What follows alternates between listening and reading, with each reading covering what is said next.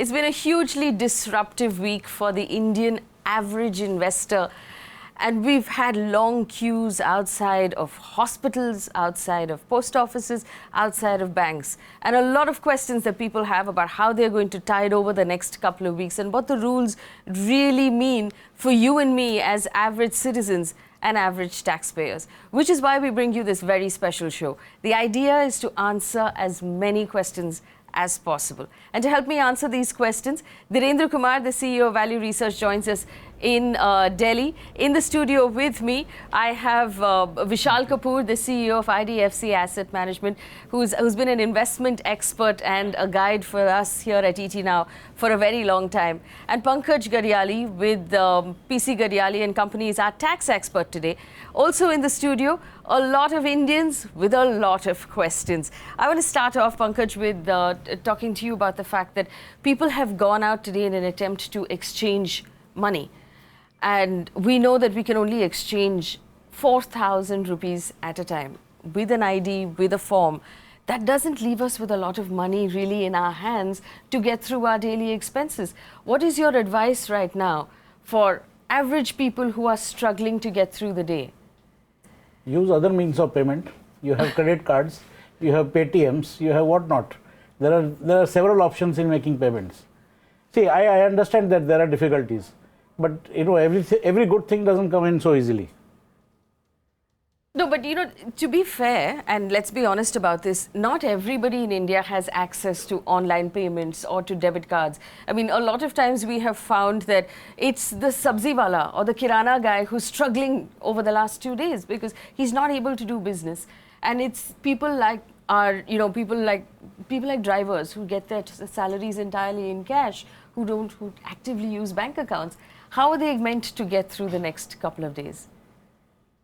Well, I think things will streamline. See, today 2,000 rupee notes have been already rolled out. Tomorrow or by tomorrow evening, I hear that 500 rupee notes also will be out. Today it was only 2,000 rupee notes.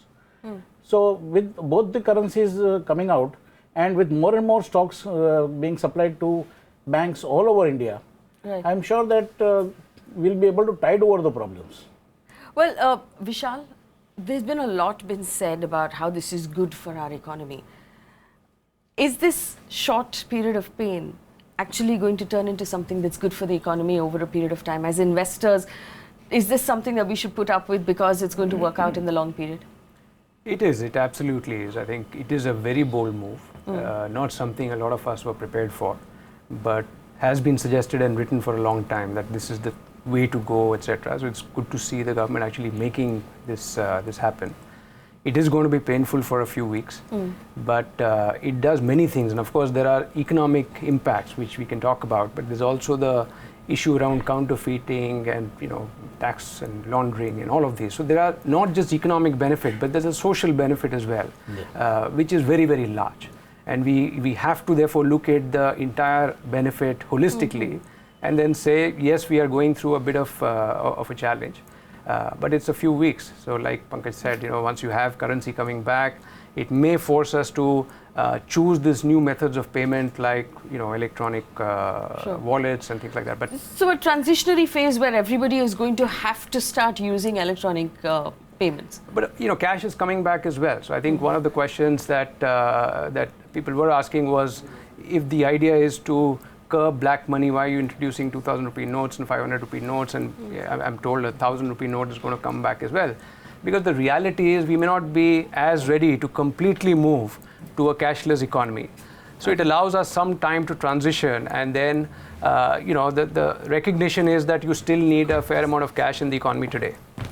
All right, we're going to take some questions, of course, and we have with us Vikas Khemani, who joins us now on the show, who will also answer some more questions. We have audience members with questions. Go ahead, Mr. Desai. What's your question? Sir, thank you, Fair, for giving this opportunity. First of all, very first question is our Prime Minister authorized to say that 500 and 1,000 rupee notes are not valid from 12 midnight from today? Actually, all these notes are signed by Reserve Bank Governor. So how come a Prime Minister comes on a TV and says that after 4 hours this currency will not be valid? Is he authorized by Constitution? I am told that it is not. He is not authorized. He made only the announcement. I think the notification was still signed by the Reserve Bank. But I mean, So- technically, Pankaj, they're part of a team, right? Yeah. So there is, it would have been an entire large team of people who Of were course, working of together. course, they have been the working for announcement months came together. from one person. Yes. And as the head of the state, as the head of the country, it is he who has made the announcement in his own amicable way and expressing and telling people that, look, there will be difficulties, bear with us. And probably what he didn't say was that this is like a labor pain, but wait for the baby to arrive. One second, I want to bring in Dhirendra Kumar. Dhirendra, there was a fair amount of complaining that happened, and there's a lot of, the opposition has come out today saying there should have been a period of notice given to Indians to prepare for the change. But was the element of surprise part of the plan? Would the plan have worked if it was not a surprise to the entire country? Absolutely. The whole plan would have, this whole demonetization scheme will be completely nullified if you give a notice that effective 1st of January 2017, these currencies will be worthless, or they will be demonetized, or they'll not. So the surprise was very important. I think we must understand and appreciate. A lot of people are complaining, and the complaint is genuine. A lot of the laborers who will be getting their 500 rupees, they will be scared of going to the bank. They will not be able to fill up the form. They will not have an authentication document, and they will have to necessarily bank on getting 100 rupee note from here on. So I fully understand, and that I think is the unintended consequence of such a big move being taken. But I think we should appreciate that, and a lot of people are also saying that this will not solve the problem at the basic level. But that is not the point. I think this is a huge shift from in creating or driving the market to understand that you better behave.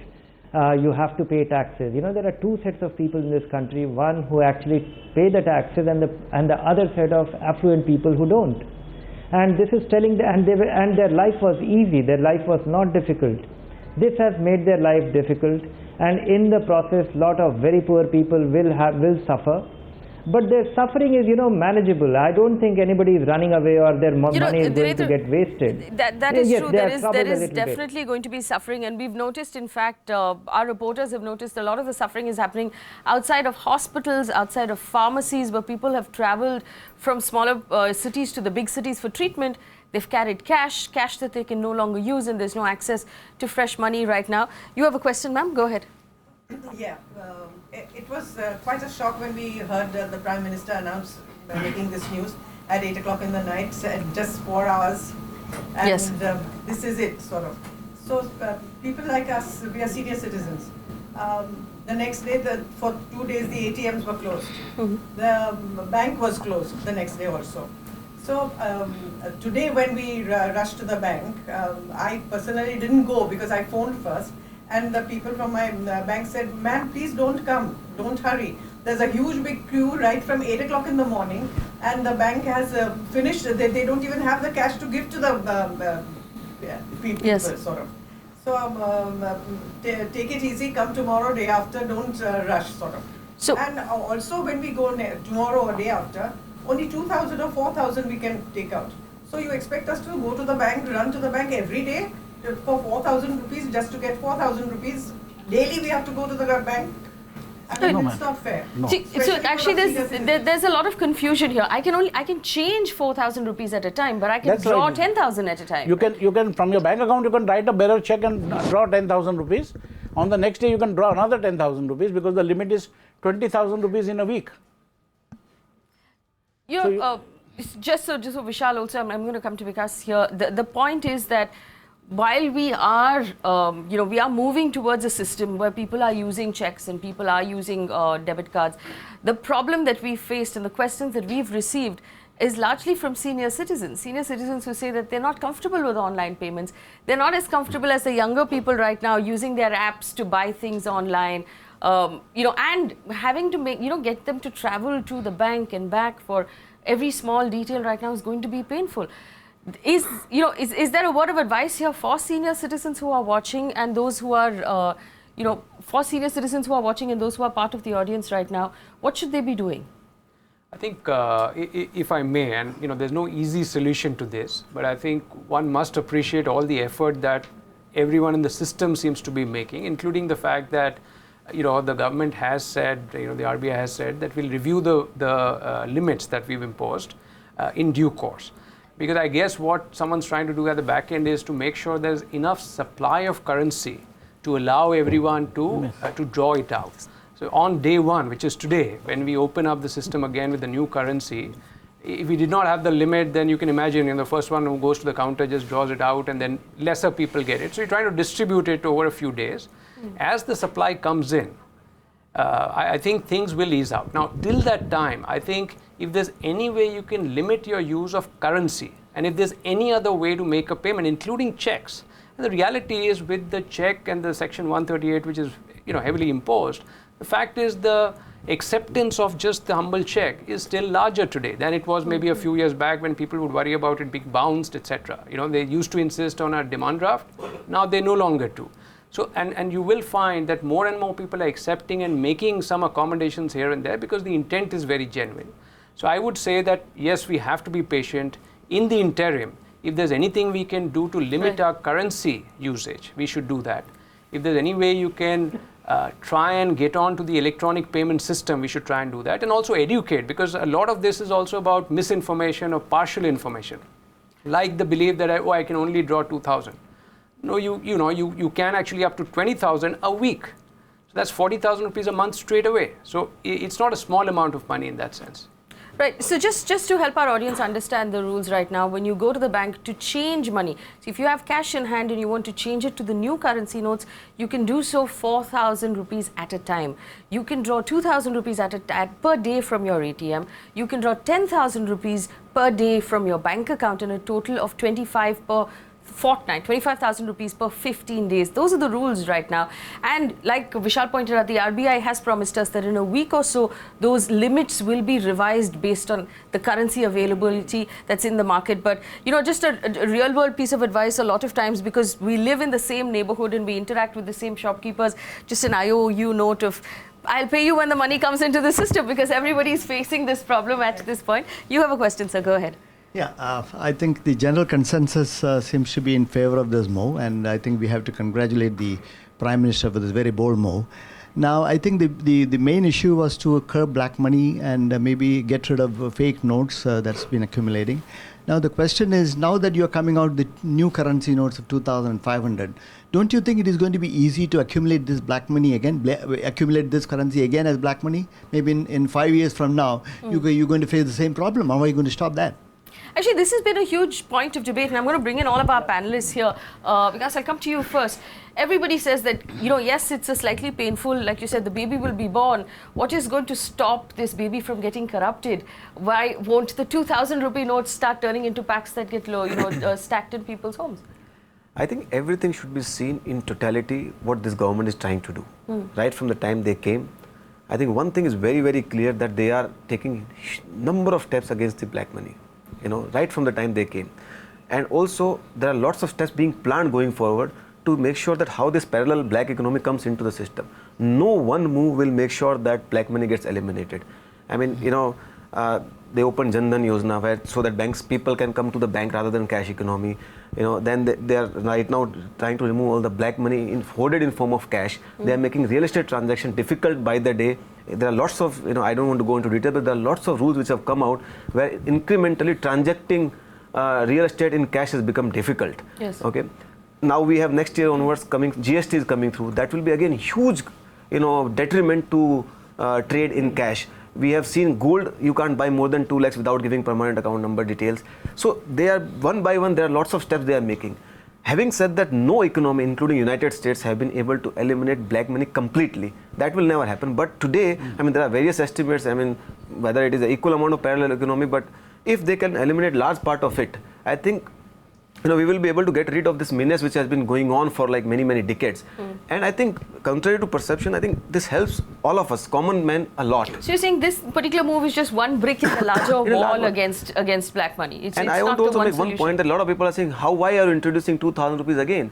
But let's also understand, in the today's value of rupee in the inflationary environment, you can't keep carrying lots of money, and so you have to also have some value of money stored in notes, where you have to have a large denomination where you can also carry and transact in a meaningful manner. I mean, today we all know that in 2,000 rupees what all we can buy. So if you have to go out traveling somewhere, you need to carry some reason. So it should not be bulky also. So All right. I think, Let me bring in Dhirendra here. Dhirendra, enough has been said about the real estate market, and I've asked you this question several times over the last couple of days.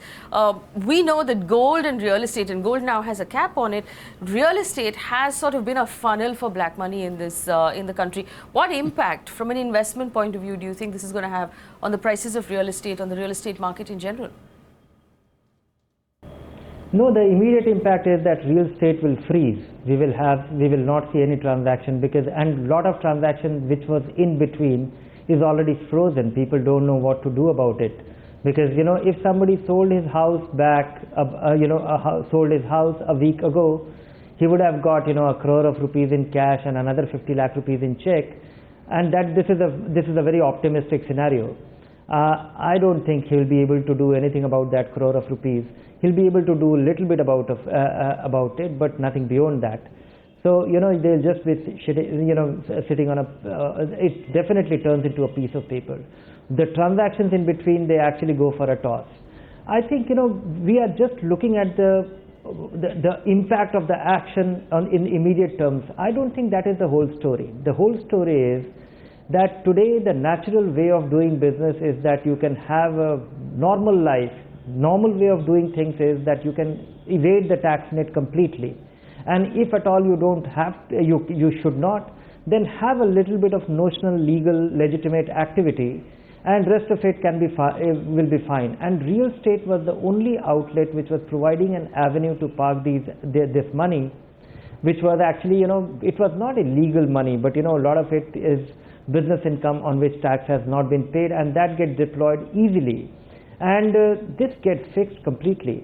And today, now buying real estate will become a business decision. So far, it was not, because the moment it was a tax evaded money, you looked at it for a variety of reasons, but for return on investment. Now people will look at it that here is my capital. I am putting this money. I get a 0.5% rental yield, and I don't know when it will, and the asset depreciates over time, because houses depreciate and land value appreciates, hopefully.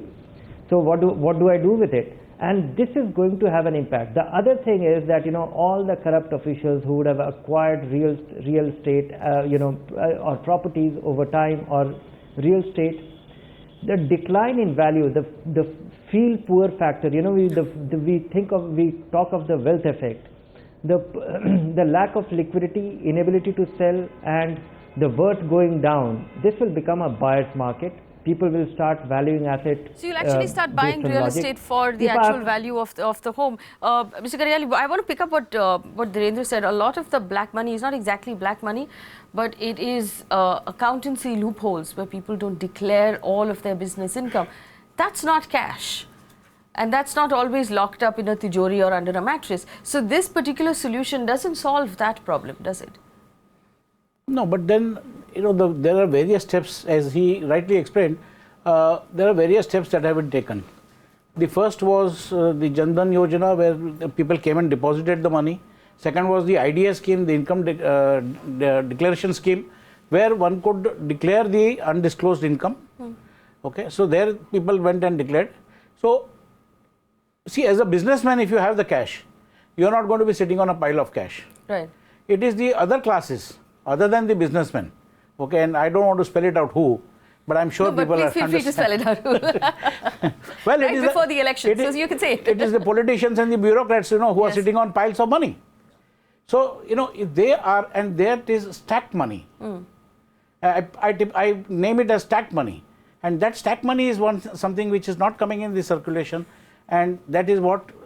This is the way the stacked money will come out, it will be forced or it will be just go out of circulation. Okay, you have a question on the back. Go ahead. Yes. since the topic of real estate was going on, I would like to ask that I read in many articles and newspapers that prices of real estate will fall down. But can anybody from our panelists tell me that how much it will fall? Or is there any prediction we can make about it? Or in near future, what is the assurance that it won't rise? Vishal, do you want to take a stab at that? Yeah, see, there's I mean, no... if any of us could tell you that, we'd all be very, very rich. I don't think anybody can, carefully predict how much is going to fall. I think no one can predict that, but I think the question really is that at what level of real estate value does it make sense? And when I say that it makes sense, when people who are earning can afford to live in it, rather than just, or if you are buying it as an investment, it makes a reasonable return for your investment. Now, if none of these things are true, you have to believe that it is overvalued. Why is it overvalued? Because there is maybe all of this type of money which is chasing it and repricing it to a level which is not sustainable. So that's the general belief. Now, how much overvalue every estimate is from 0 to 50%, I would guess, which is there, but you can't really pinpoint. Because? So I think clearly we have to understand a lot of corruption money, especially for the class which he mentioned, political and bureaucrats, that goes into real estate, especially in lands, because that's the only way to hide cash, right? And I think, and that inflates the price. So if that money only goes out, so through various corruption eradication moves and these kind of moves, that money is no more available. So if you don't have any money available, then you can't buy land anymore. So the demand of that particular product goes down, and that goes in as a raw material into building buildings and flats and all those things. So eventually that price will also have come down. Now, it's again demand supply situation, but there are various estimates floating around between 20 to 30%. One of the arguments has been, since we've been hearing about the fact that the demand in the real estate sector has been weak or close to nothing for the last 2 years, why haven't the prices come down as much as they would have in any other sector? And the truth is, because there is a lot of corrupt money holding up that sector and inflating it so that they don't need to drop the prices. I know that Dhirendra has a very, very strong view on how much real estate will fall. Dhirendra, in reaction to your analysis, what is your estimate? How much of a drop or a crash are you expecting in the real estate residential prices at least? I will tell you the basis of my estimate. The basis of my estimate is that things will become realistic. I think the next step will be to get after those Benami properties held by people who have the holding power because it did not cost them. They did not earn that money by working very hard. So and that will actually nudge the supply. That will actually create the decline in value. But let me tell you the formula for arriving at the realistic price of a value. I would think that a house should be generally yielding anywhere between 4 to 6%. And if you really fall in love with a house and you like it, then you can well pay some premium. So, assuming that a realistic house should be yielding 4%, which means that the price of the house should be such that 4% annual return divided by 12 should be the rent that you can derive from that. The premium for your liking of that house and the locality can actually reduce it by another 1%. And hope that the appreciation in the house value will happen over time with inflation. And that I'm confident that a house bought at this kind of valuation. So if you're looking at 4% house, buying a house which will yield 4% rental income, I think most of the houses have to, in Delhi I can say that they have to come down in value by nearly 50%. 50% crash in the real estate market will be doomed for. Bombay will be even more. But nobody's predicting that there will actually be that much of a cut in the real estate market. The general consensus is that there will be some pressure on prices in general. Ma'am, you have a question. Go ahead. Okay. I feel that the Prime Minister has done something very bold by making this sort of a very big surprise factor, and there'll be a lot of black money which is mopped up. But it's not the end of the story. He could have also tried maybe taking a hit at the political parties and their funding, which is so, everything is below the table and nothing is on paper. It should be electoral reforms must be compulsory, and they should make it more transparent how much the parties get from whom, how they spend it, how much they spend and on what. All this is something which will wipe out a lot of black money. And this is something I feel that the political parties themselves are avoiding for their own benefit. I mean, a bold Prime Minister should face this question, which has been hanging fire since a long time. They don't even come under RTI. They don't come under RTI. Despite Supreme Court telling them, you have this six-party national party have to be under RTI. They are not agreeing to that. Right. So, yes, go ahead. I want to add one more question into this. See, basically, what I feel is that all these political parties, they are Gangotri of black money, because they are allowed to accept up to 20,000 per person in cash. So why don't they themselves allowed to accept all the amount in check? Just now you said that they are having so many options for online. Why they themselves don't allow for all these things? If you can just elaborate, because you are tax experts, Mr. Gadiali sir. I can only give you a parallel. In the United States, for the presidential election which just got over, you saw yesterday, you can actually, every taxpayer can voluntarily contribute for the to the funds of a presidential election, and that is done through the income tax return. When you file the income tax return, you can just check a box and write the amount that you want to fund it towards that, and either from your refund or from your tax payment, that much amount would get transferred. So that could be one of the ways.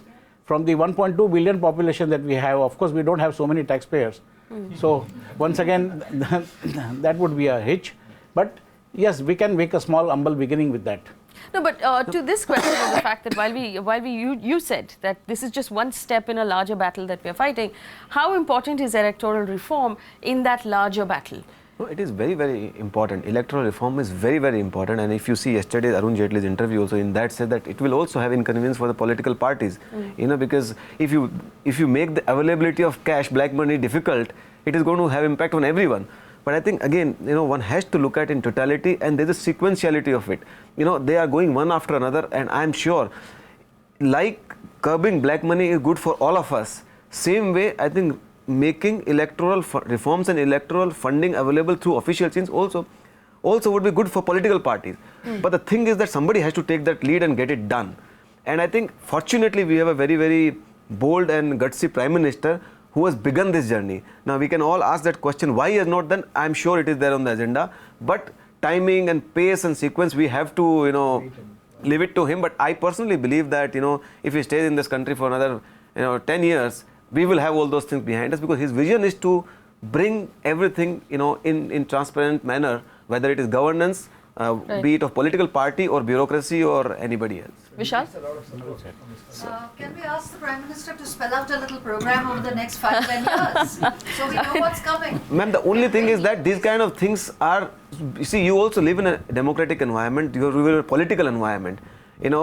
You can't spell out a lot of things which you want to do. I mean, that is true for a businessman, that is true for a government, even if they are taking tough decisions. Like somebody said that, why didn't he announce this before? If you give notice, so you can't give notice of a lot of things, you just got to do it. Otherwise, all the vested interests will gang against you and, not let you do that thing. But, Vishal, the intention of removing black money or bringing in the money that's been parked overseas has been constantly reiterated by the Prime Minister and the government. Now, the method in which they're going to do it, like Vikas pointed out, or the timing or the timeline was possibly something that should be a element of surprise. Just adding on to that, and I think the concern that you shared, I think by taking out cash from the economy, which is the process we are going through right now, it does impact the political and the electoral process in a very significant way. So it's not a small step in squeezing out all of these elements. And if we look at what are the storehouses of illegitimate money, cash is one, gold is another one, real estate is another one. People say that,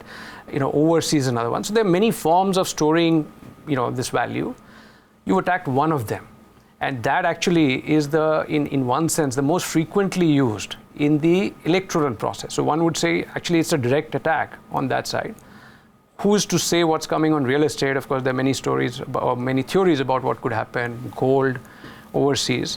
We must recognize that many of these will take a fair amount of planning and infrastructure. And just for this, for example, we just heard about the fact that, first you had to make sure people could afford and get a bank account. So that was the Jan Dhan. You had a fair chance to declare, which was the scheme. You also have a very robust parallel infrastructure to take money electronic, which is the entire UPI infrastructure, IMPS, etc., where I can transfer money to anyone at a click of a button. It is very, very simple. All of these are now being made available. So yes, it's a transition.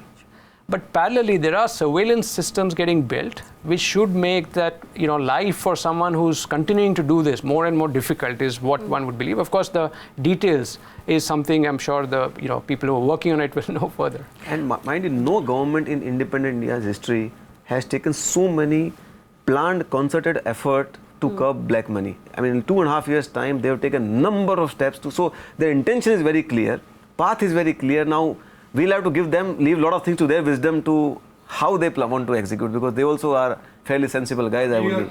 Yeah, one second. You don't have a mic. Don't talk about it.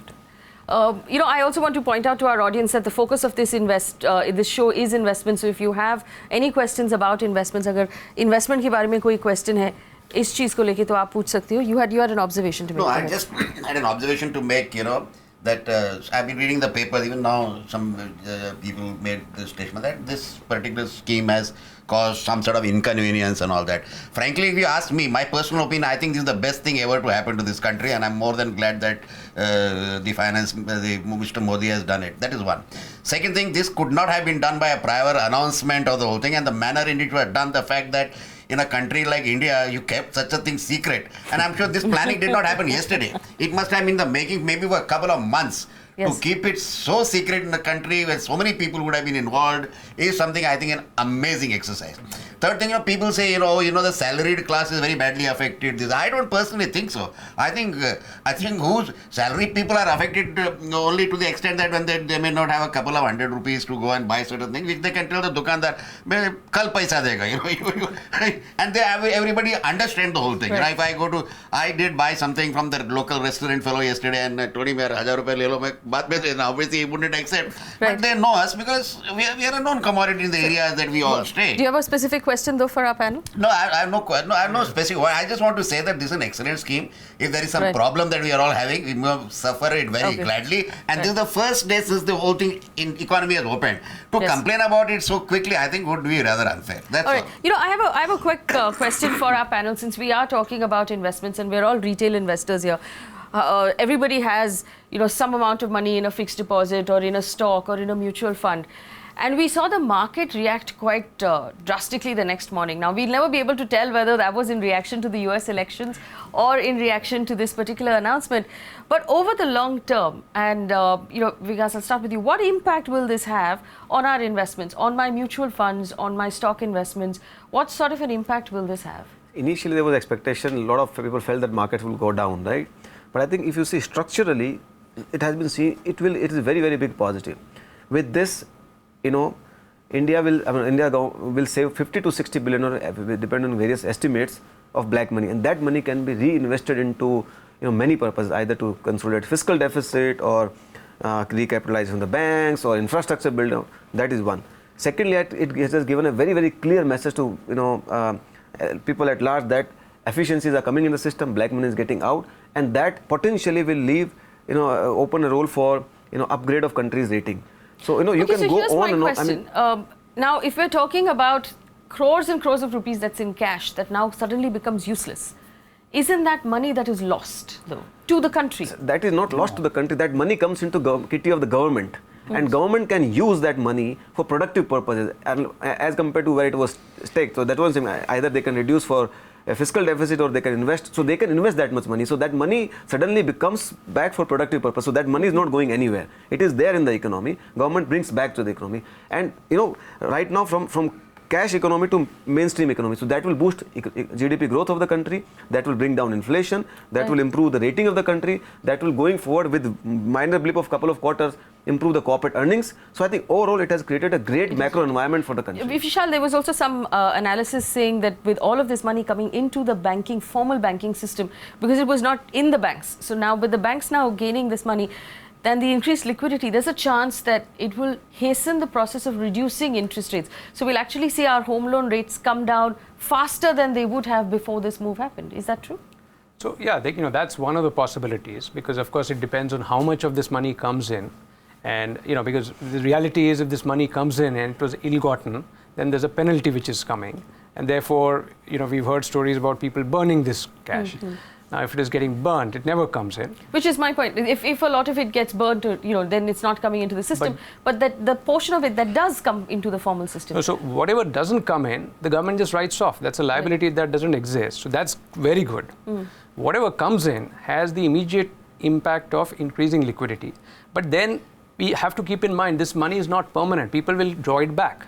Now, it's expected that while you draw it back, you may not draw the full amount. Right? So we have to keep in mind that 1,500 rupees are going in. You will be able to get new 2,500 and then eventually another new 1,000 rupee note. So it will come back to you. What's expected is what you take back is not going to be as much. So it will leave the banking system with more liquidity, which means that from an interest rate standpoint, you should have some benign effect. You may not have as much of a pressure on inflation. It may actually have a modest benefit on the inflation side. But we also have to watch out, I would think, if I can just add to, what could be a concern. Right. Now, what could be a concern is that, if you look at the economic machinery today, and a large part of that machinery using cash as almost like oil or grease in a machinery, right? And you're suddenly pulling it out. It is bound to slow down the machine. Now, when it slows down the machine, economic output is reduced for some time till you actually give the oil back to the machine. Now, how much of that impact do we have to absorb? When do we get the machine back in the same level, etc.? Is something we have to. For example, a lot of this, the shopkeepers in Dadar told us business was down more than 50% yesterday and down even further today, because people just don't have cash in their hands to spend. So that has to actually come back to normal.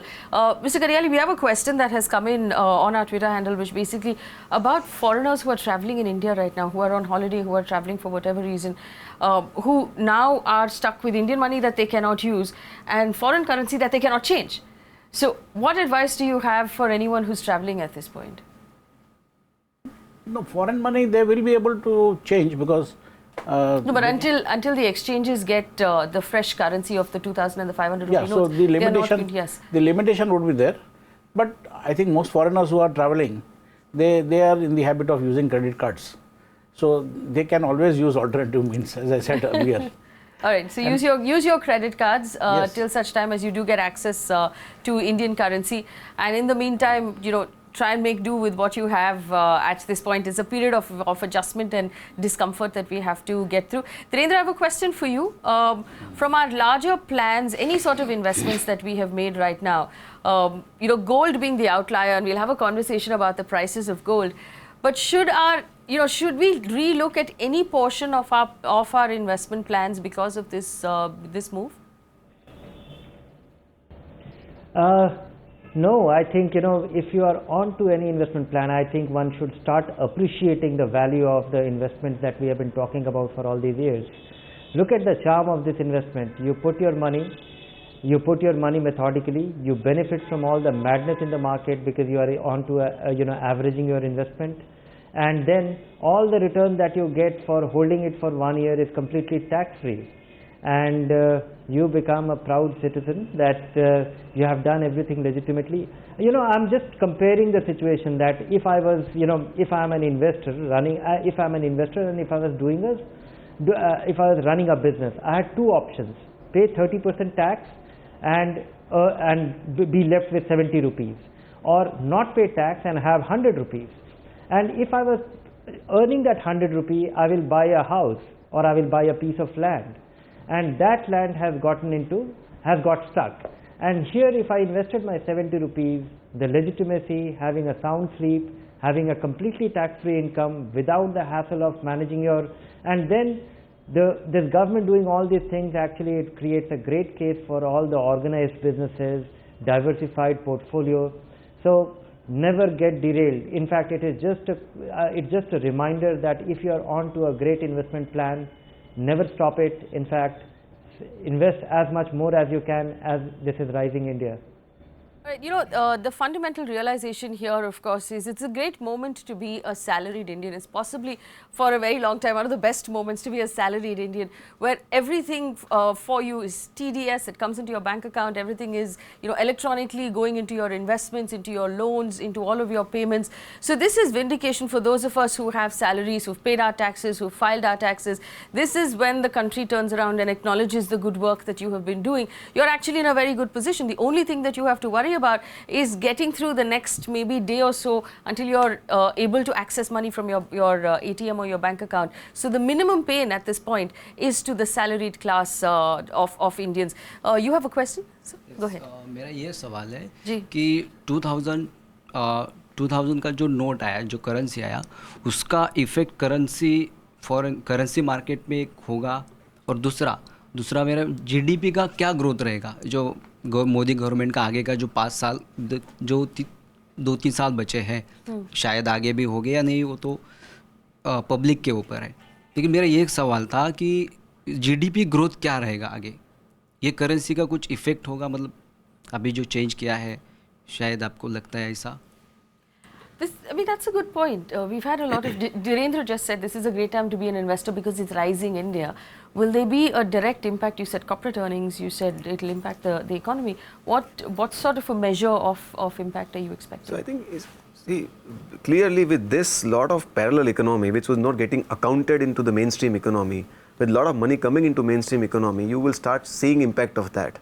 So, and with GST coming in, it will get more compounded. So our estimate is there, this year might be anywhere between 7.5% to 8%. But, if you look out a year down the line or 2 years down the line, India should grow anywhere between 8 to 9%, which is a lot of growth, compared to any other nation in the world. And I think India has potential. And eventually, I think as all these measures kick in, India has potential to even grow in double-digit growth. But I think... Vishal, do you agree? Is it going to be that quick? Because to be fair, because corporate earnings have not shown us those numbers, the investment cycle really hasn't turned. It hasn't been a great year so far. So to expect us to go, to 8-9% and then to double digits that quickly, Vishal, do you agree? I think if you're looking at what is the impact of this action on the economy, I think there are 2 or 3 ways it directly benefits the economy. Firstly, all of this unaccounted money comes into the accounted economy. Second is that the knock-on effect of that. So I'll give you an example. A large part of, as we all understand from our neighborhood, money lending happens in cash at just absolutely inhuman rates, right? Yes. 3%, 4% a month, etc., etc. That just goes out. Then, obviously NBFCs, MFIs, etc., which is accounted for the real economy, gets the benefit of that demand because the demand is not going away. So it's really about a large fiscal benefit right now because this part of the black economy is just extinguished, and a large part of the unaccounted economy becoming accounted. How do you now realize value out of that accounted economy? Of course, you can just straight away participate in the stock markets. And if you have more cash available and it's generally benign for interest rates, then you have lower interest rates. So on both sides, on both asset classes, you have a growth stimulus. Okay. Now, whatever your base rate was, now it's difficult to estimate today because you don't know how much money has come back, but I'm sure the estimates will be available in a few months' time once you know the quantum of what got extinguished.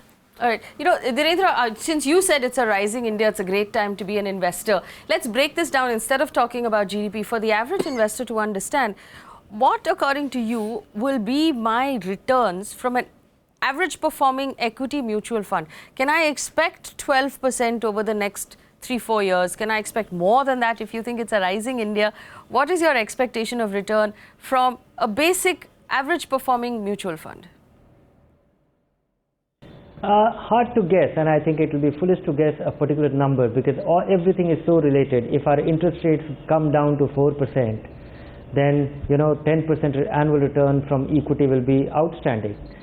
So one has to look at it from that perspective. I think it's and if inflation comes down even lower, so people will be very happy to earn 4% on their deposit.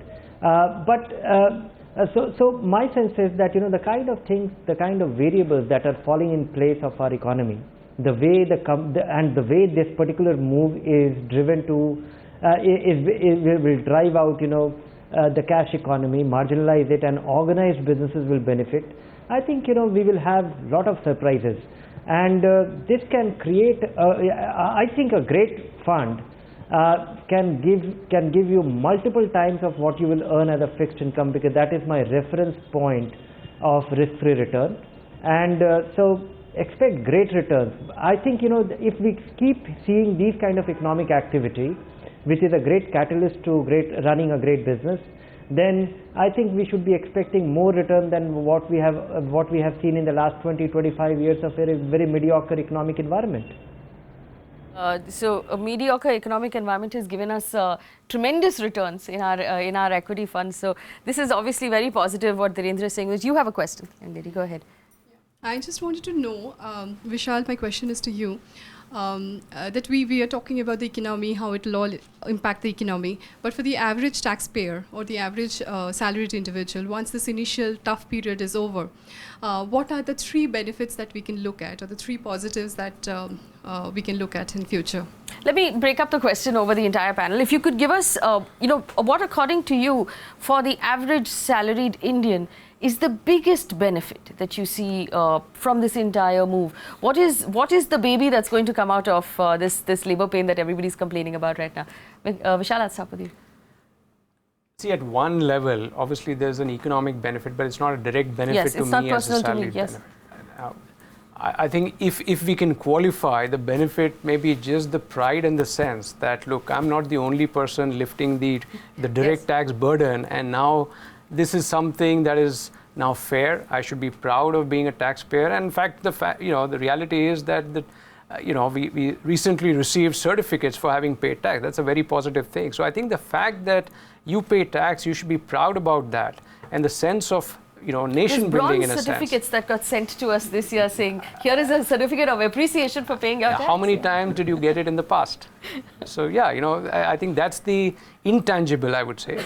The tangibles may not be as apparent right now because this has to play through. And when I say play through, there are multiple things that impact the economy. Now, does that mean that you have more leeway? And because the fiscal situation is now better, what does it do to both direct and indirect taxes in terms of the economy? So there are multiple layers of impacts which are quite positive for the taxpayer. Now, in which shape does it come is very difficult right now to predict. Yeah. To see how it plays out. Mr. Karyali, what's the biggest, according to you, for the average Indian taxpayer benefit that's going to come out of this? I think overall, if the collection improves, there is a possibility that the rate of tax will come down. So that could be the biggest benefit for everybody. Because ultimately this will result in better collection. So the rate of personal taxation, you mean of income tax, will come down? Yeah. By how much, please? Because the highest rate is the same, whether it is a corporate or a personal tax rate. So if there is a better compliance, government gets more revenue, then there is a possibility that yes, the government will reduce the rates. Because? So a couple of points. I think one, whenever there is a corruption or black money, it leads to inefficiency, and that inefficiency we pay. So one of the very big reasons why real estate prices go up, and we all pay, when we buy houses, we pay that, right? So there's a talk that immediately real estate prices will go down. Is that not a tangible benefit to all of us as a middle class specifically? So I think inefficiency, black money breeds inefficiency, and that inefficiency going away brings direct, indirect benefit to all of us. Secondly, I agree with that point that tax rates, if you look at highly compliant countries, where the tax rates are between 15 to 20%. And I think currently we, salaried class pay fairly high amount of tax. So that burden clearly comes down. So I think, the overall benefit will pan out to everybody. In high inflation is a tax on middle class. Yes. This move brings down inflation and hence indirect tax on all the middle class. So in my opinion, all these things put together will improve our lives over a period of time. While immediate benefit you could say in form of real estate prices and tax rates. Lower tax rates would be definitely welcome. Dhirendra, what according to you is the biggest benefit that we're going to see as average Indian salaried taxpayers? No, I can think of 3 very tangible benefits which will which can follow immediately. I can't really guess about lower taxes and all that. I do agree that all that can happen. Expect lower interest rate. So if you are a borrower, that will help you. Expect lower home prices. If you don't have a home, you can think of buying one in coming times. Third one is that you can expect a roaring stock market over a period of time, and you can be very optimistic about this, about our markets and our businesses. So that actually creates, these are three tangible things you can look forward to. And there is one pleasure which you can derive. All the honest taxpayers, they can feel happy that they are no longer the fool and the crooked ones are getting slapped.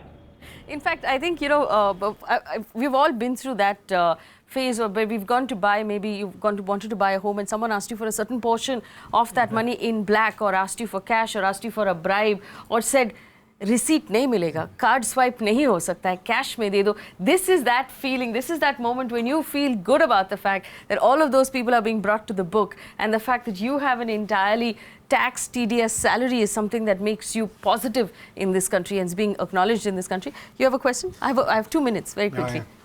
The panel is painting a too good a picture of this move. I totally don't agree with this. The outside third party, when they look at India and give some rating, they have not improved the rating up till now. 2.5 years past, not a single step. Which rating are you talking about? International Ease monetary. of doing business? No. Yeah, international. The third party who observes India from outside and they give rating, financial rating. Second thing is the poorest of poor gets nothing out of this except the harassment. Why can't, when the scheme was announced, let there be a orange card or whatever below the poverty line and fix some 10,000 or whatever, 15,000. Say that once you bring that orange card to the bank, your money will be transferred, exchange without asking any question. My maid herself has 8,000 rupees. She is so scared now. कि where sir आप मुझे करके दो आप ये नहीं So Nikhil, let me 50% people stay in Jhopadpatti and you bring a scheme for no. Okay, I understand what you're saying. I think also one of the things that people have to do, and this is important for all of us, is to try and help at least one other person who doesn't have access or is intimidated by the system go through the next 2-3 weeks by helping them fill the forms, helping them understand the process. But Mr. Karyali, I want one very quick word of advice for everybody who's watching, whether they're salaried, whether we're talking about senior citizens, young people. How do we get through the next couple of weeks? How do we stay on top of the system, understand what the RBI is trying to tell us, understand what the government is trying to tell us at this time? Well, I think the thing is very clear. There will be this slow movement of cash or the exchange of cash in the initial first 2 weeks, and then which will be improved. As far as the deposit of cash is concerned, now if you are officially holding cash on hand, and if you want to deposit that in your bank account, nothing stops you. You can today go and deposit 1 lakh, 2 lakhs, 5 lakhs of cash in the bank account. Nobody stops you. No, they won't. They won't.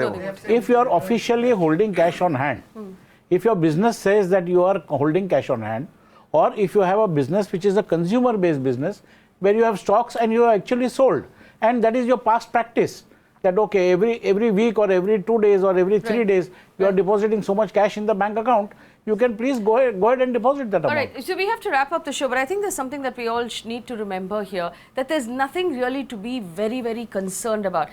Every middle class family has some amount of money at home in cash as emergencies, which the government will recognize, which you can go back and deposit into your account and say, this is my emergency fund, this is what I keep at home, look at my bank account. It's a perfectly logical thing. And if you can give that explanation, I don't think the income tax department is going to chase after you. Absolutely. You can, if you want to change cash, do 4,000 rupees at a time.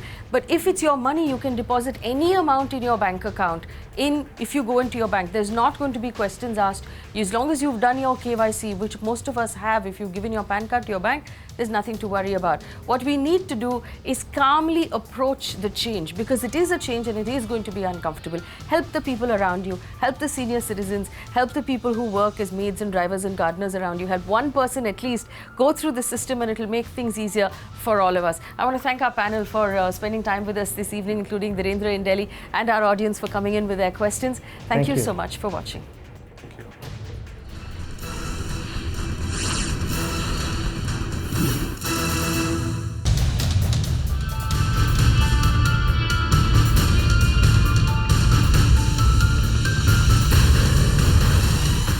You can watch live TV on our website mpnow.in. Find us on Facebook at facebook.com/magicbricksnow. And don't forget to click the like button. You can also follow us on Twitter at Magic Bricks Now. To stay updated with all our programming, hit the subscribe button on our YouTube channel by logging on to youtube.com/Magic Bricks Now.